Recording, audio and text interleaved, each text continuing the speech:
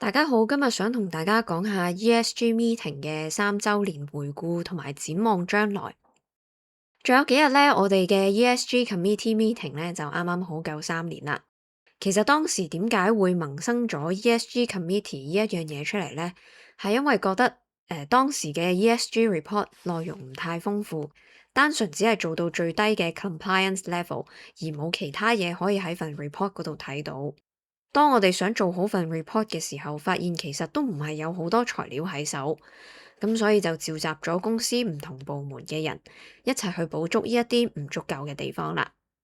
睇翻右手邊第一次會嘅相，其實同而家嘅陣容相比呢，出席人數係差唔多嘅，不過大概有1/3人嘅面孔呢就唔同咗啦，好似 Eric 阮、朱總、Yoyo、Brian、Pandora、輝總、Cedric、Alvin、Howard 都冇再喺呢個會入邊。咁另外就係 Gloria 咧，其實喺早期嘅時候都有參與我哋嘅 ESG 會嘅，不過佢就冇喺呢張相嗰度出現啦。咁都好感恩我哋公司可以有 ESG 會呢一個平台，去俾大家做一啲 important but not urgent 嘅事，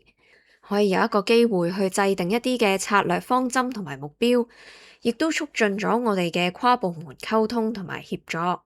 推動到一啲文化嘅推廣。而對做 ESG report 最關鍵嘅一件事嚟講呢，就係我哋建立咗一個定期嘅匯報機制，令到成個 ESG 數據嘅收集流程呢係優化咗嘅。而喺呢一個會入邊，亦都有一個機會可以同大家 update 一下，到底而家個行業嘅趨勢係點樣。喺呢度都想總結一下喺呢3年入邊公司發生過啲咩大事。第一次 ESG 會咧係喺23年嘅7月尾舉行嘅，咁用咗半年時間啦，我哋就建立咗一個 ESG 嘅專屬資料庫，回顧同更新咗我哋公司所有嘅政策，亦都喺嗰陣時開始咧着手做一啲開源節流嘅事，包括係試用咗唔同嘅機械，好似發電機嘅自動同步負載分配系統，同埋喺換車嘅時候開始添置咗 EV 電車。買咗一啲地盤嘅充電寶等等，我哋開始起步想去改善同埋規劃我哋員工嘅工作環境、福利，同埋更重要嘅係系統性培訓，亦都開始投放咗一啲資源喺社區同埋員工活動上面。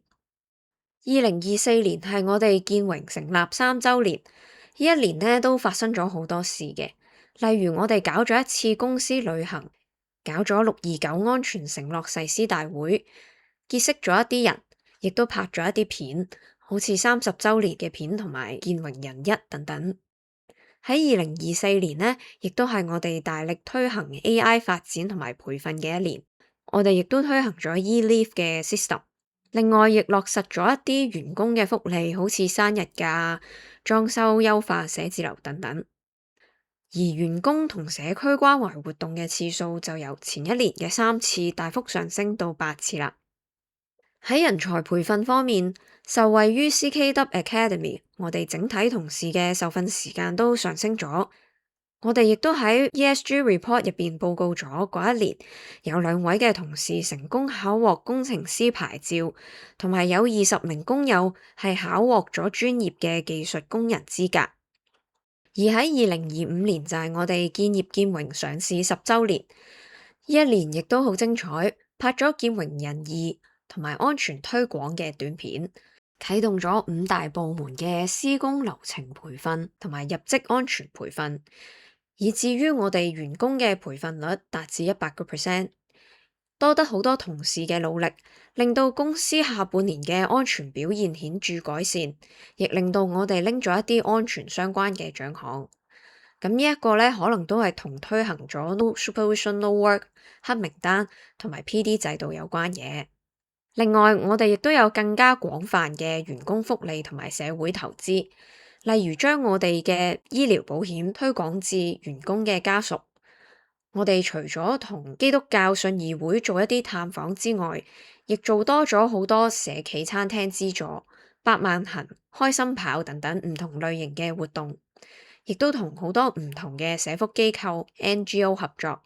好似循理會、公權會同埋 CIC 等等。以至於我哋嘅社區投資比2024年增加咗20%，活動次數增長咗50%。而機械部喺2025年呢，亦都成功獲得金屬啤領嘅專利認證。我哋亦都同時報告埋我哋建榮版本專屬嘅磨裝機改良。呢一啲科技研發呢，亦都幫助到我哋公司去做到開源節流嘅。另外，我哋 ESG reporting 嘅小組亦都同顧問合作，做咗一個量化嘅氣候財務風險評估。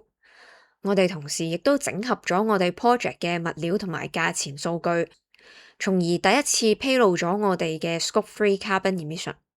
嚟到而家2026年，啱啱過去咗半年，其實都發生咗好多事嘅，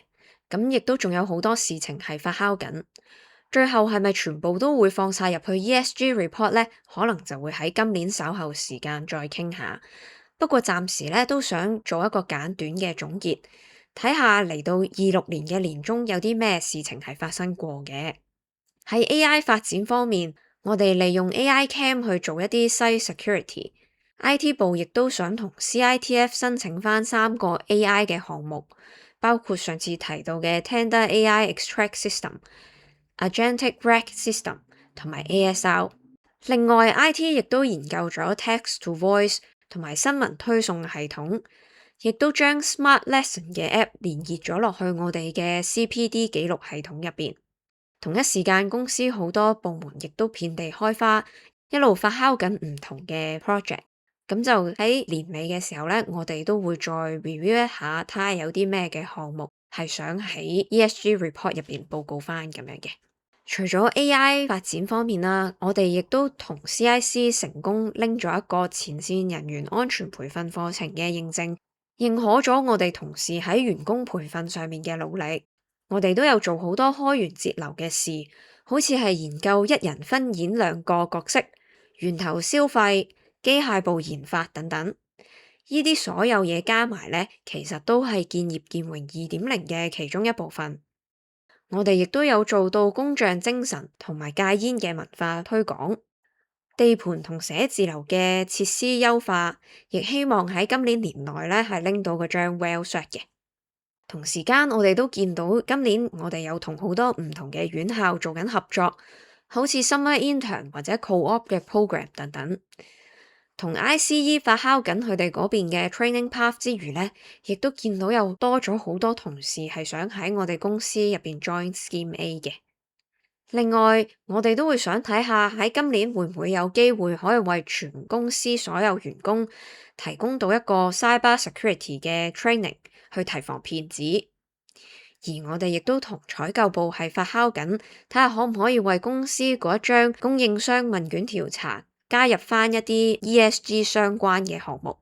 今年公司仲有好多事情係發生咗或者發酵緊嘅，咁都驚自己會講漏咗啊！如果大家仲有諗到啲咩嘅話，都可以提點一下我哋。